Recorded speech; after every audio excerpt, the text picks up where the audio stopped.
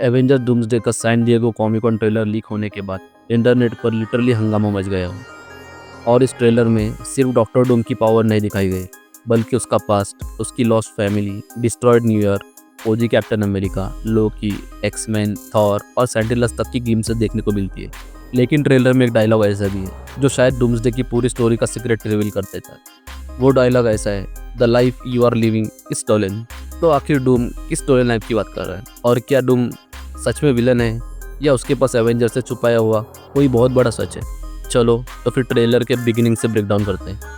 Trailer की शुरुआत होती है विक्टर वॉन डूम से। डूम बिल्कुल अकेला अपने थ्रोन पर बैठा हुआ है। नॉर्मली डूम को थ्रोन पर देखकर हमें एक पावरफुल रूलर वाली फीलिंग आनी चाहिए, लेकिन यहाँ सीन का मूड बिल्कुल ऑपोजिट है। विक्टर पावरफुल ज़रूर है पर अकेला है। और उसके बाद हमें एक पेंटिंग दिखाई जाती है जिसमें एक औरत और एक बच्चा नज़र आते हैं।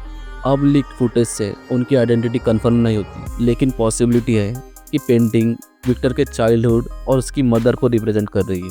और अगर ऐसा है तो मार्वल डूम की स्टोरी को उसकी लॉस्ट फैमिली से कनेक्ट कर रहा है। तब हमें सू स्टॉर्म को वॉइस ओवर सुनाई देता है। सू विक्टर के बारे में बता रहे होते कि विक्टर हमेशा से इनक्रेडिबली इंटेलिजेंट था, लेकिन वो पहले ऐसा नहीं था। वो केयरिंग था, उसके अंदर इमोशंस थे, लेकिन अपनी फैमिली को लूज करने के बाद विक्टर अंदर से कम्प्लीटली टूट गया।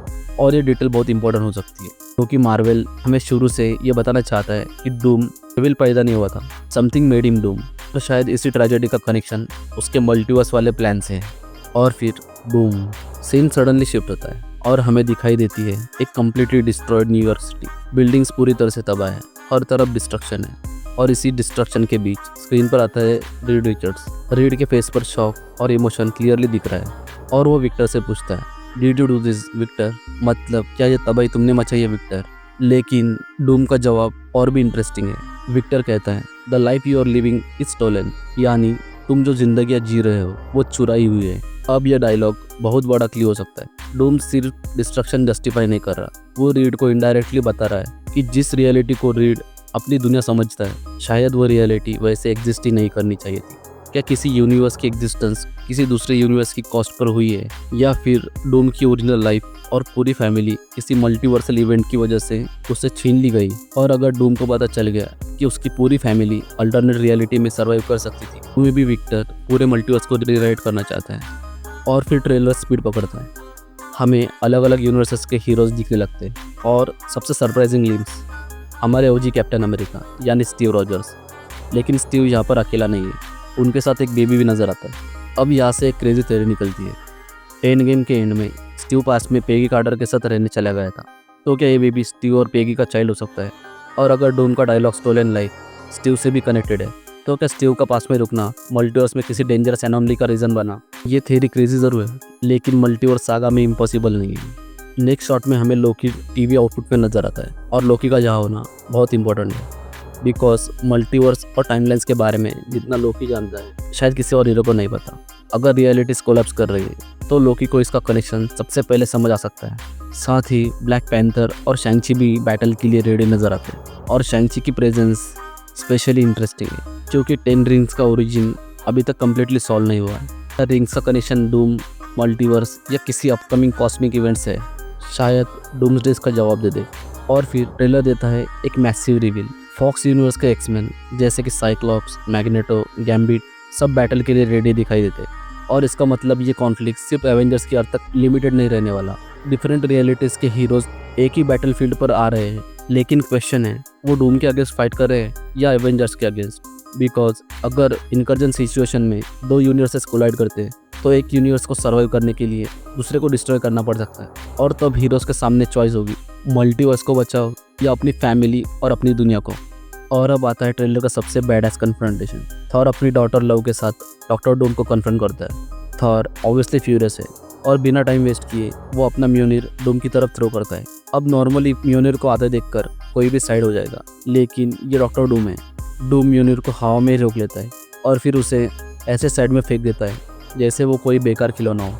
यहाँ मार्वल एक चीज़ क्लियर कर रहा है, ये नॉर्मल डॉक्टर डूम नहीं है। अगर डूम थॉर के अटैक को इतने इजीली न्यूट्रलाइज कर रहा है, तो इधर उसकी मैजिक इंस्टेंटली पावरफुल हो चुकी है, या फिर उसके पास कुछ ऐसी पावर है जो हमें अभी तक रिवील नहीं की गई। थॉर गुस्से में डूम को वार्निंग देता है, I swear you will beg for help before I send you there. Basically Thor कह रहा है मैं तुम्हारी हालत ऐसी करूँगा कि मेरे तुम्हें वहाँ भेजने से पहले तुम खुद नरक मांगोगे। लेकिन डूम बिल्कुल नहीं डरता। और उसके बाद आता है ट्रेलर का one of the most epic visuals. Doctor Doom अपनी ग्रीन मैजिक यूज़ करता है, ज़मीन क्रैक होने लगती है और ग्राउंड से बाहर आती है जायंट सेंटिनल्स की पूरी आर्मी। यस, वही म्यूटेंट हंटिंग रोबोट्स जो एक्समैन के लिए नाइटमेयर रहे। अब यहाँ पर एक मैसिव क्वेश्चन है, डूम के पास सेंटिनल्स आए कहाँ से? क्या डूम ने एक्समैन यूनिवर्स की टेक्नोलॉजी कैप्चर कर ली है? क्या उसने सेंटिनल्स को ऑपरेट करके अपनी आर्मी बना लिया है? या फिर Doom already multiple universes conquer कर चुका है और हर यूनिवर्स का सबसे डेंजरस वेपन कलेक्ट कर रहा है? बिकॉज इमेजिन करो, एक साइड एवेंजर्स, एक साइड एक्समैन और सामने doctor Doom with entire sentinel army. Thor की वार्निंग के बाद विक्टर बिल्कुल काम खड़ा रहता है और फिर अपनी हेवी वॉइस में कहता है हेल आंसर्स टू मी, मतलब नर्क मेरी इजाज़त से चलता है बस। ये एक डायलॉग डूम का पूरा कैरेक्टर डिफाइन करता है। थैनोस खुद को इनवाइटेबल मानता है, लेकिन डूम खुद को अथॉरिटी मानता है। उसके लिए हीरोज, किंग्स, गॉड्स शायद किसी की अथॉरिटी मैटर ही नहीं करती, बिकॉज विक्टर के अकॉर्डिंग अथॉरिटी खुद डूम है। और फिर स्क्रीन डार्क होती है, म्यूजिक पीक पर जाता है और फिर हमें एवेंजर डूमजे का टाइटल दिखाया जाता है। इसी के साथ ट्रेलर एंड हो जाता है। लेकिन मेरे लिए ट्रेलर का बिगेस्ट क्लू थॉर, एक्समैन या सेंटिनल्स नहीं है, वो है डूम का dialogue, the life you are living is stolen. Maybe Doomsday की story simple Avengers versus Doom नहीं होने वाली है। मे बी विक्टर मानता है कि करंट मल्टीवर्स गलत है, कुछ रियलिटीज़ एग्जिस्ट ही नहीं करनी चाहिए थी, कुछ लोग ऐसी लाइफ जी रहे हैं जो उनकी होनी ही नहीं चाहिए थी, और विक्टर की खुद की परफेक्ट लाइफ उससे छीन ली गई। इसलिए डूम मल्टीवर्स डिस्ट्रॉय नहीं करना चाहता। मे बी वो मल्टीवर्स को अपने अकॉर्डिंग फिक्स करना चाहता है, एक ऐसी रियलिटी जहाँ उसकी फैमिली जिंदा हो, एक ऐसी रियलिटी जहाँ इनकर्जन ना हो, एक ऐसी रियलिटी जहाँ हर यूनिवर्स के ऊपर सिर्फ एक रूलर हो, डॉक्टर डूम। और अगर ये थ्योरी सच हुई तो एवेंजर्स डूम्सडे का एंडिंग डायरेक्टली हमें ले जा सकता है एक ब्रोकन रिटर्न रियलिटी की तरफ, जहाँ एवेंजर्स और एक्समैन के यूनिवर्सेस के पीसेस एक साथ एग्जिस्ट करते हैं। और वही बन सकता है battle world, setting the stage for Avengers secret Wars.